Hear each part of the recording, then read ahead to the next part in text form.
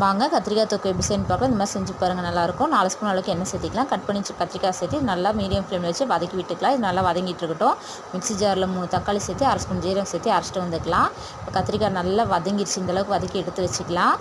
இப்போ வந்து கடுகு 1 ஸ்பூன் சேர்த்திக்கலாம். 1/2 ஸ்பூன் வெந்தயம் சேர்த்து பொரிச்சு விட்டுக்கலாம். 4 வரமிளகாய் கிள்ளி வச்சுருக்கோம் சேர்த்திக்கலாம்.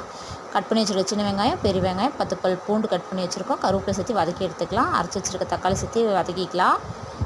1 ஸ்பூன் மிளகாத்தூள், 2 ஸ்பூன் கொத்தமல்லி, 1 ஸ்பூன் மஞ்சள் சேர்த்து இதை நல்லா கலந்து விட்டுக்கலாம். பச்சை வாசம் போக இப்போ வதக்கி வச்சுருக்க கத்திரிக்காய் சேர்த்து கலந்து விட்டுக்கலாம். இன்றைக்கி வந்து புளி வந்து கத்திரிக்காய்க்கு தேவையான அளவுக்கு இந்த அளவுக்கு புளி எடுத்து கரைச்சி வச்சுருக்கேன். உங்களுக்கு வேணுங்கிற அளவுக்கு எடுத்துக்கலாம். இப்போ தண்ணி கொஞ்சம் சேர்த்திக்கலாம். தொக்குக்கு தேவையான அளவுக்கு உப்பு சேர்த்திக்கலாம். இது நல்லா கலந்து விட்டு மீடியம் ஃப்ளேமில் வச்சு நல்லா கொதிக்க வச்சுக்கலாம். இடையில கலரி விட்டுக்கலாங்க.